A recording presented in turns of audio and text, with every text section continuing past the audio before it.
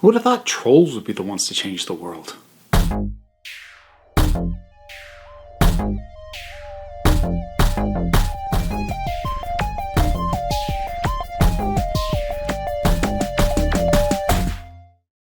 I don't know how many people have been following anything like this, because, like, honestly, I get it if a lot of folks have just stopped following movie news because there's almost no news because production has been shut down pretty much across the board. It'll start picking up again. But anyways, it's been a slow news for a lot of movie-related sites.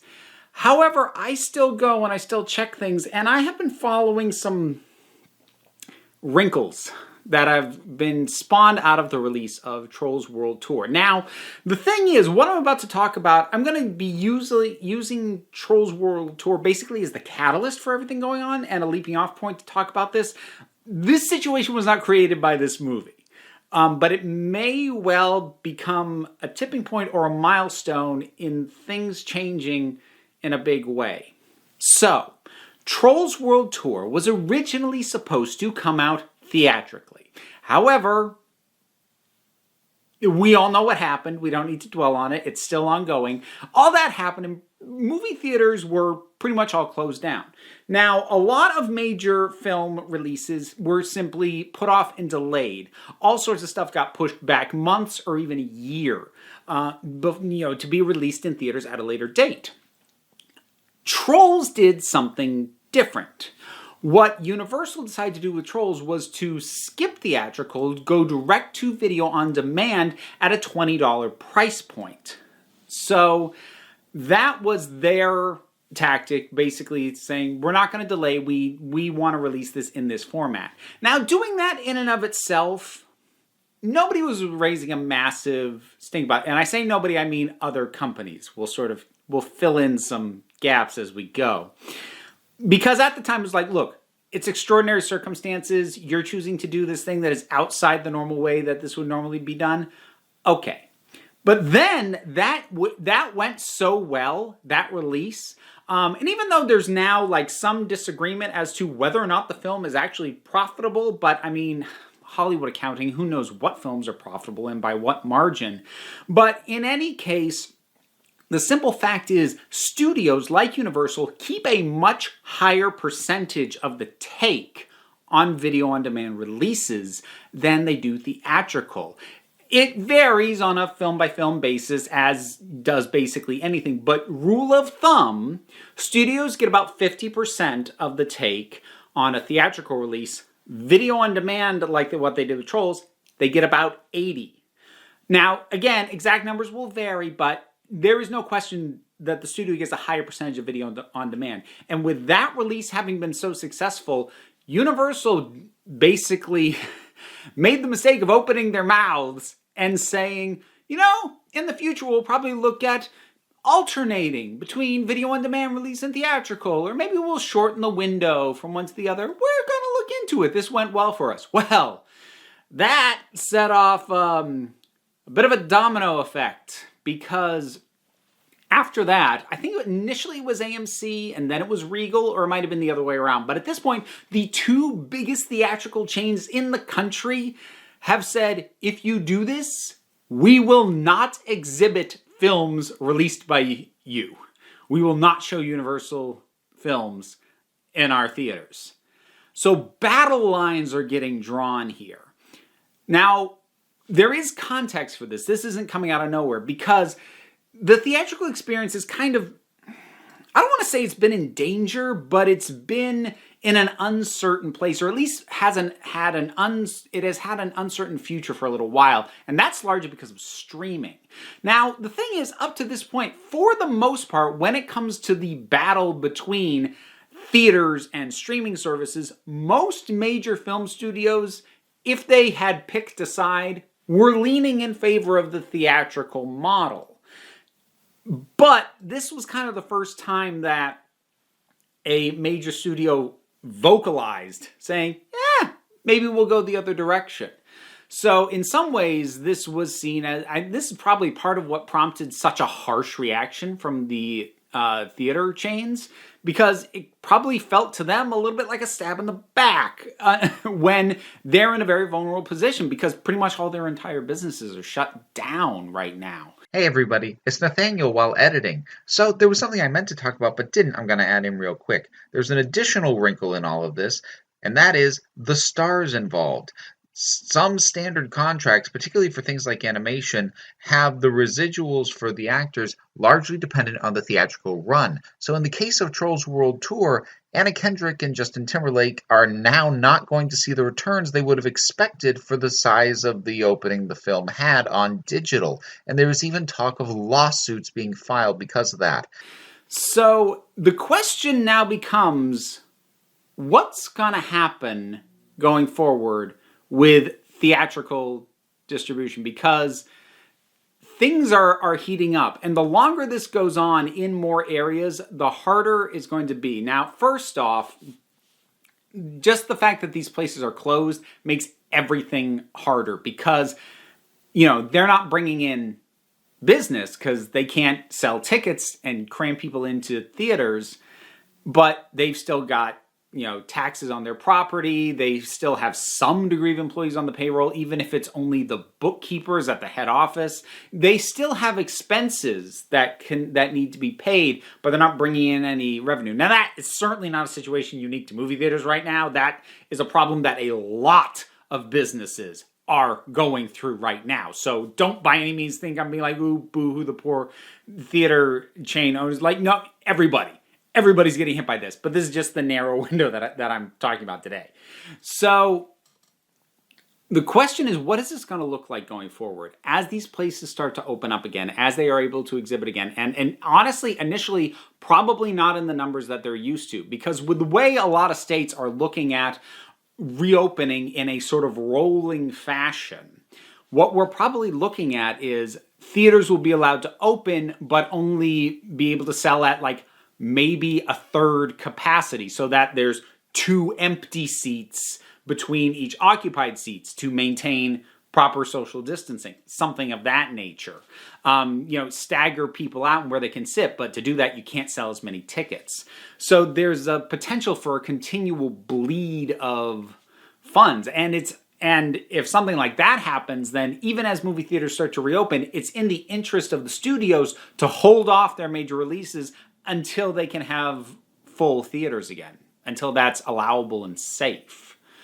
So my first instinct is that what should maybe happen, and when I say should, I don't mean like this is what I want. I love going to movie theaters, but what it feels like in many ways, the trajectory of where things are going is a little bit like the music industry.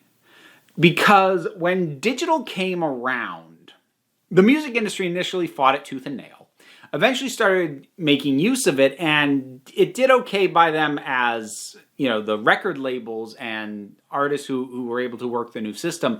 But actual stores, music stores, record stores, they are what went under. Now, music stores aren't gone completely, but they're now a specialty sort of thing. They're, you go to places to buy vinyl or vintage posters, or they are niche, they're single location. They're not these big, massive chains anymore.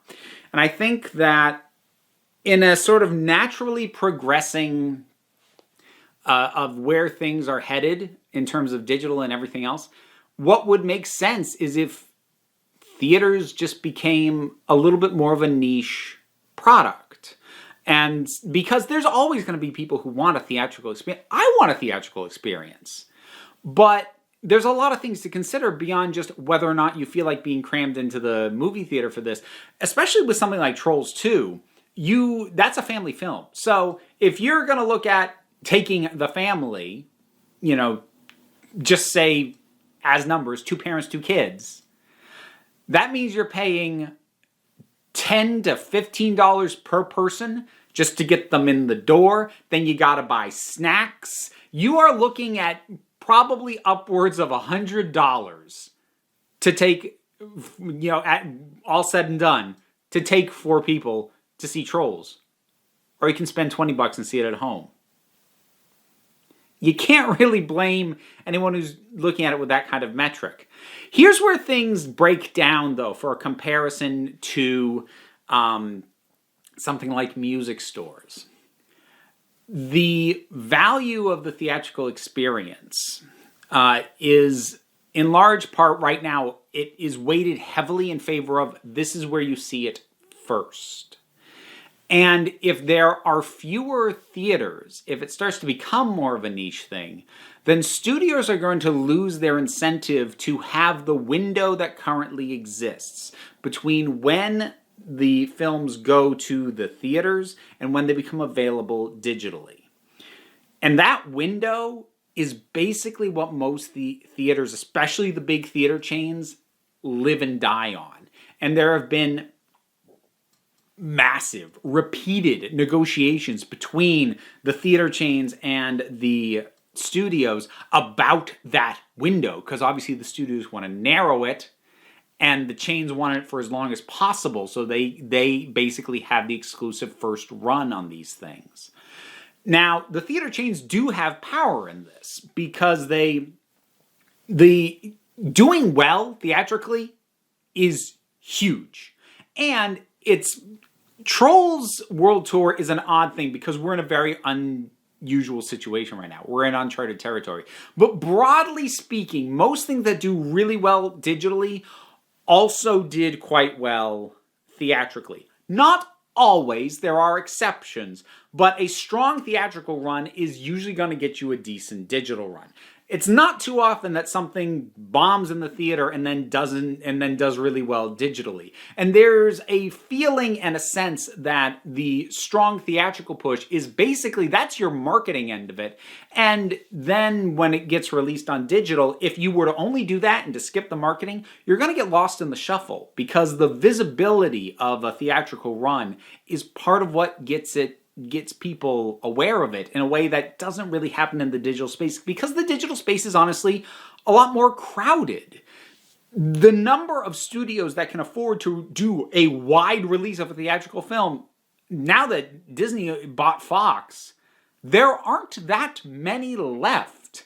For major studios, it's Warner Brothers, Universal, Paramount, Disney, Sony. That's pretty much it at this point. MGM is still around, but like in a weird financial quagmire. Most of the what were the mini ones have been swallowed up by parent companies, things like New Line and Miramax, and Fox got bought out. There aren't that many companies that can actually do that size of a rollout anymore, which, even though there are a tons of theaters released, there aren't that many studios releasing them because not that many can afford to do the theatrical run. Digital space, there is a lot more competition, not just from other movies, but from literally anything that you can stream to your television. Every TV show, every video game, putting YouTube on your, whatever you can put on your screen, the studios releasing movies have to compete with. Whereas they put it in a theater, what's in a theater besides movies? So what's going to happen going forward? I don't know for certain, but I can tell you it's going to get ugly. Because some of these studios definitely, I don't know what the theatrical chains could possibly do about it, but some of these studios definitely are going to be putting in contingency plans for if and when something like this ever happens again. Because pretty much every industry was blindsided by the scope and scale of what has happened. However, if they're smart at all, then they are at least planning for, well, what if it happens again? And it doesn't, and depending on what that plan looks like, it's not that big a leap where if you start crunching numbers and you start to realize that your contingency plan might actually be more profitable than your current first plan. And then things start to shift. I think that is distinctly possible. It's gonna be tough. And another part of the reason why, in my mind, having smaller niche theaters, I'm totally down with. that's what's in my town. It's small single location theaters, not chains. So I know that they do exist out there still, but there aren't many left. And I don't know how many of those are going to be able to come back after this. So that's another place where my earlier comparison to the music industry potentially breaks down, which is that the chains right now are the vast majority of what's left. And if they start to go down, there's not going to be a ton of just theaters left at all. And then it comes back to what I said.